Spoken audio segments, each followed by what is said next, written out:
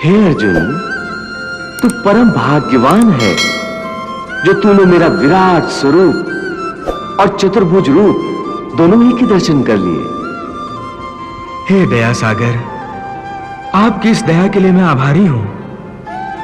आपके विराट और चतुर्भुज रूप के दर्शनों के बाद मेरा मन सारे विकारों से मुक्त हो गया है। मेरे सारे भ्रम टूटकर बिखर गए हैं।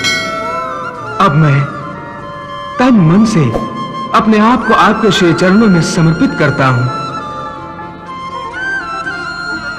हे स्वामी, अपने भक्त के इस तुच्छ समर्पण को स्वीकार कीजिए और आज्ञा दीजिए। मैं आपकी हर आज्ञा का पालन करूंगा। हे भक्त, मैं तुम्हारे इस समर्पण को स्वीकार करता हूं। तुम हमेशा ही मेरी दया दृष्टि में रहे हो, इसलिए मैंने गोपनीय से गोपनीय ज्ञान भी तुम्हें प्रदान किया है। इससे पहले कि मैं तुम्हें धर्म, युद्ध और आक्रमण करने की आज्ञा दूं, मैं चाहता हूं कि जो दिव्य ज्ञान मैंने तुम्हें प्रदान किया है, उसके बारे में कोई शंका या आशंका या कोई प्रश्न यदि तुम्हारे मन में हो तो मुझसे अभी पूछ लो, क्योंकि इसके पश्चात ऐसी ज्ञान, योग और भक्ति की बातें करने का फिर अवसर नहीं मिलेगा। इसलिए कुछ पूछना है तो अभी पूछ लो।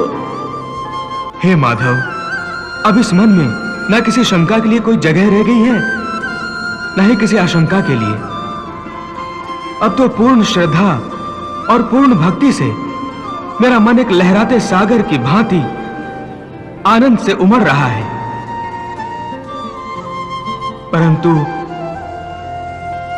परंतु क्या अर्जुन? प्रभु, केवल कुछ प्रश्न मेरे मन में उठ रहे हैं। तो इसमें संकोच की क्या बात है? जो भी पूछना है पूछो। भगवान, आपने जब मुझे अपना विराट रूप दिखाया तो यह भी तो बताया था कि यह विराट रूप संपूर्ण नहीं है, केवल मेरे समझने के लिए संपूर्ण है। इसका अर्थ है कि वास्तव में आप इतने विशाल, इतने विकराल हैं कि आपका कोई आकार ही नहीं बन सकता। हाँ, यही सत्य है।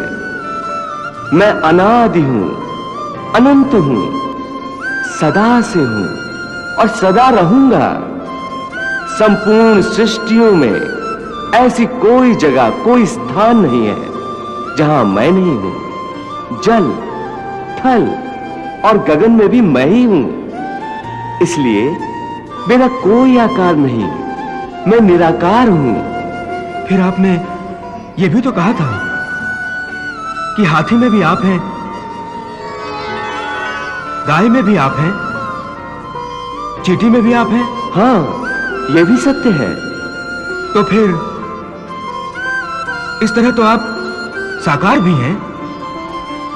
हाँ, जैसे इस समय मैं तुम्हारे सामने मानव अवतार में खड़ा हूं, यह भी मेरा साकार रूप है। इसके अतिरिक्त मेरे जो अवतार हुए हैं वो भी मैंने तुम्हें दिखाए हैं। ये सब आकार ही हैं, परंतु मेरा सच्चा और सबसे विशाल रूप निराकार है।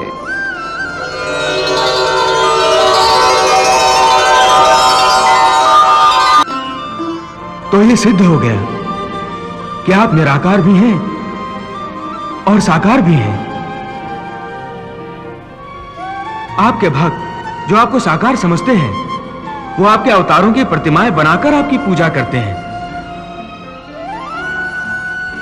और जो भक्त आपको निराकार मानते हैं, वो आपको निराकार रूप में पूजते हैं।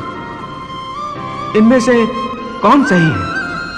वो जो आपकी प्रतिमाओं और मूर्तियों की पूजा करते हैं, या वो भक्त जो आपके निराकार रूप को पूजते हैं? हे अर्जुन, गलत कोई भी नहीं है। मेरे भक्त को मेरा रूप चराचर किसी वस्तु में भी दिखाई देता है, तो वो मन में मेरा ही ध्यान करके उसे पूछता है। मेरे रूप या अवतारों की मूर्तियां बनाकर भी पूजा की जाती है।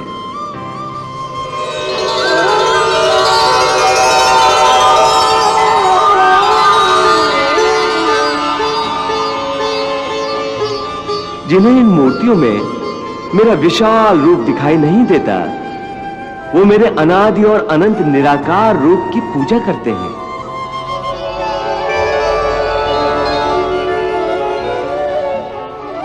दोनों तरह के भक्त भक्ति के रास्ते पर चलते चलते मेरे परम धाम की ओर बढ़ते हैं।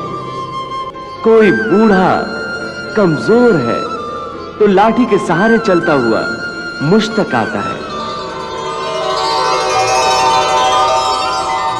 कोई बगैर लाठी का सहारा लिए आता है।